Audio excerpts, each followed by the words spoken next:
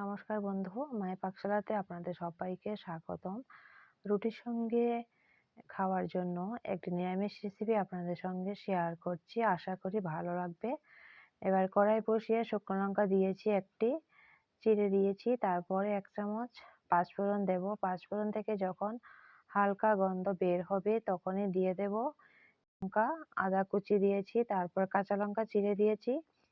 এখানে আদা কাঁচা লঙ্কা আপনারা বেটেও দিতে পারেন। রাত্রিবেলা কাবলি ছোলা ভিজিয়ে রেখেছিলাম, সকালবেলা দেখি ফুলে গেছে।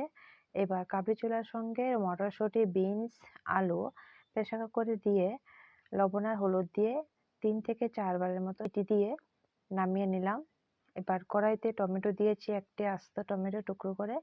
এখানে টমেটোটা আপনারা পেস্ট করেও দিতে পারেন।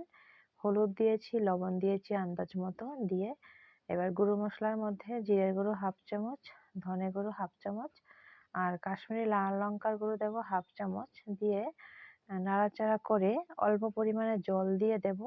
মশলাগুলি যখন একটু গ্রেভি হবে তখনই এখানে দিয়ে দেব 2 থেকে 3 মিনিটের মতো আগে টমেটোগুলি সিদ্ধ হলে এবার এভাবে ভেঙে দেব। এবার জল দিয়ে দিয়েছি, জল দিয়ে তারপরে আবারও একটু জল দিয়ে নাড়াচাড়া করে দিলাম। আগে থেকে যে সবজিগুলি সিদ্ধ করে রেখেছি এই সবজিগুলি দিয়ে দেব, দিয়ে ভালো করে নাড়াচাড়া করে দেব। গরম জল ব্যবহার করবেন, গরম জল দিলে ভালো হয়।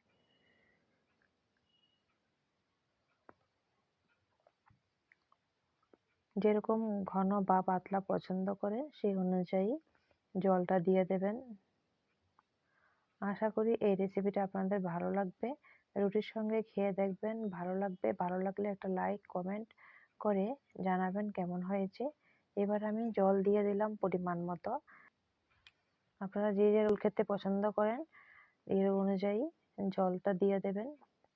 এবার লবণ দিয়ে দিলাম আন্দাজ মতো, দিয়ে 5 থেকে 6 মিনিটের মতো এভাবে রেখে দেব।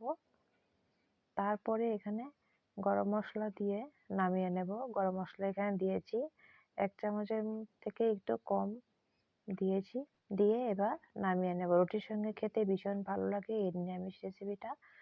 ভালো লাগলে লাইক কমেন্ট করে আমার পাশে থাকবেন। ধন্যবাদ সবাইকে আমার ভিডিওটি দেখার জন্য।